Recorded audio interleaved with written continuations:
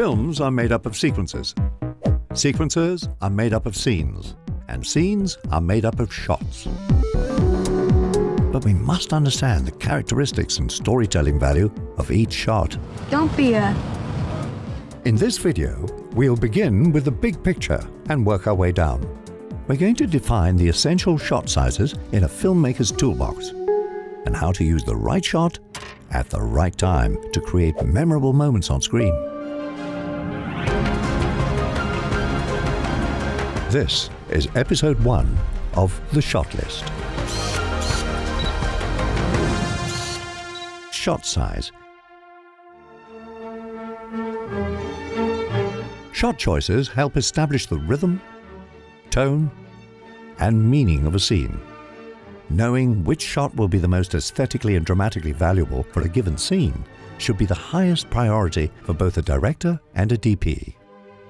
In this video, we'll be examining essential shot sizes. Let's get to the shots. The most common visual element to open a scene or even an entire film is the establishing shot.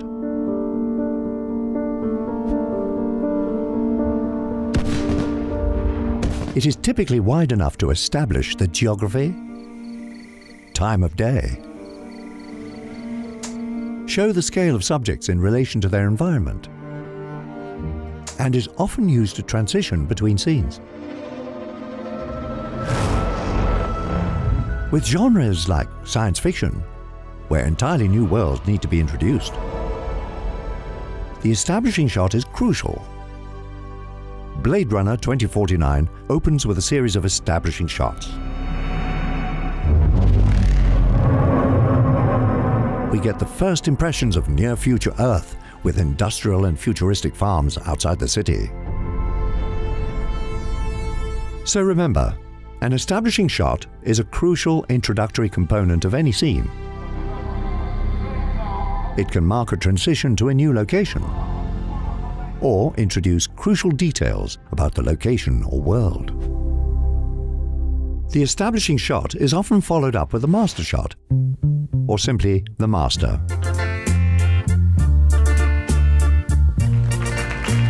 Like the establishing shot, a master shot confirms the location and geography of the scene.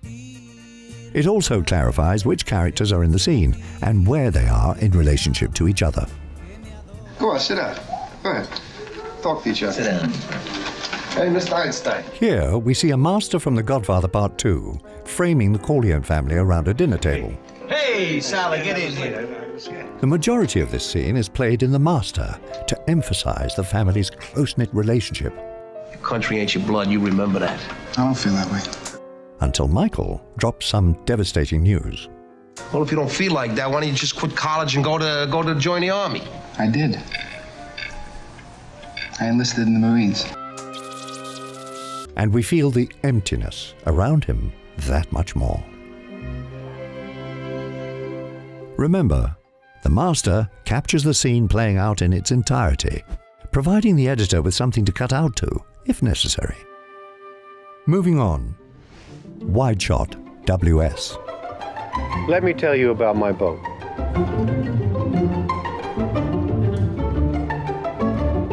The wide shot positions subjects far from the camera to visually represent their relationship to their environment. This is distinct from the establishing shot, which is about location. The wide shot is principally concerned with the scale of the subject. I'm finished. It can be used when you need to make subjects appear lost, lonely, or overwhelmed, or comment on a subject's relationship to their environment. In this wide shot from Phantom Thread, we can see the characters Alma and Reynolds dwarfed by a messy ballroom. Paul Thomas Anderson could have ended the scene with close-ups to capture their characters' emotions.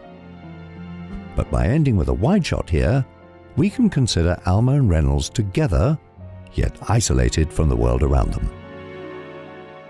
Use it when you need to establish the spatial relationships of the subjects. Make statements using distance, depth, or size. Our next subject, full shot. When a subject's entire body reaches from the top to the bottom edges of the frame, the shot is defined as full. With a full shot, it's not necessary to put the subject in the center of the frame, but notice how often this is the case.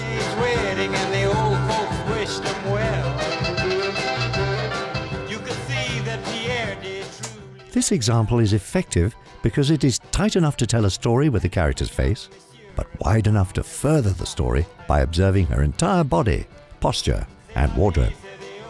Moving on. Medium full shot, cowboy.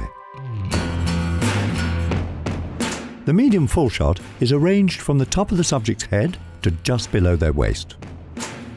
It is sometimes referred to as a cowboy shot based on the height of gun holsters. Here we can see complementary angles from The Favorite.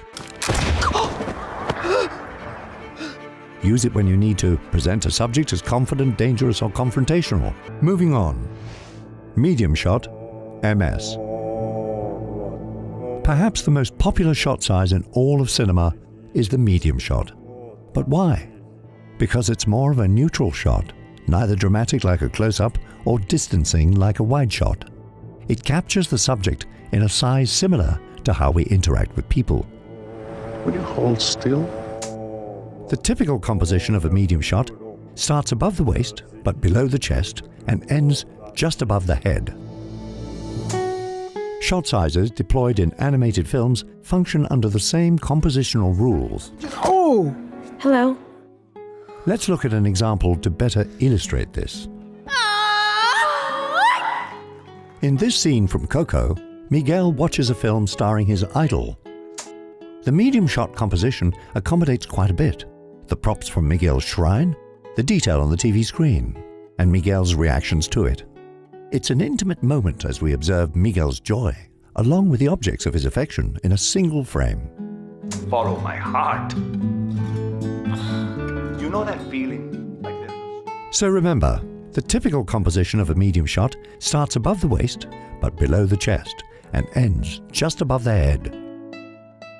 Use it when you need to dig into a subject's eyes without losing their physicality or environment, or utilize a true middle ground approach that is neither jarring nor especially dramatic. Our next subject, medium close-up shot, MCU. When a shot frames a subject from mid-chest to just above their head, it is referred to as a medium close-up. Medium close-ups are about reducing distraction and prioritizing story and character details. Why don't you start right now and get the fuck out of here? Use it when you need to get intimate with a subject without losing their physicality. Perhaps I treated you too harshly. Here, the villainous Thanos snaps his fingers during the climactic moments of Avengers Endgame. With this shot size, we have room for the Infinity Gauntlet, and Thanos' look of cruel satisfaction in thinking he has won. But when he fails, this medium close-up is designed to also capture his reaction.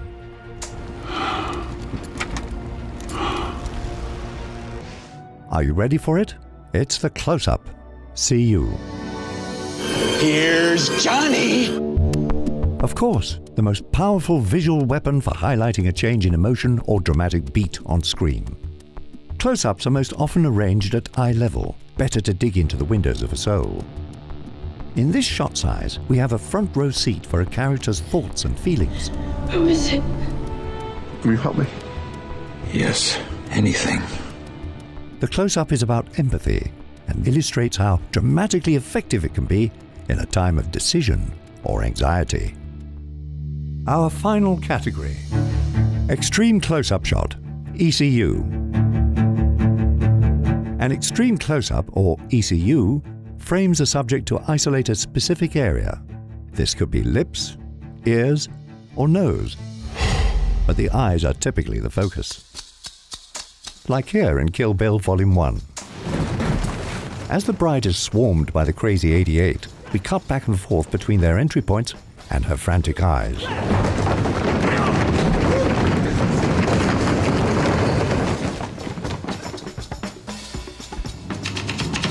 But When the function of a specific prop or an intimate detail is necessary, filmmakers will often rely on the insert shot. Inserts are most commonly used to highlight and isolate something crucial to the narrative.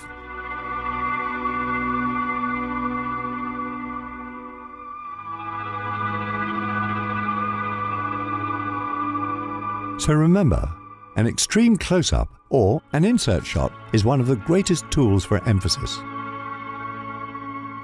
It is the most intimate, dramatic, and potentially startling of all shot sizes. In the next episode of this series, we'll explore framing and composition.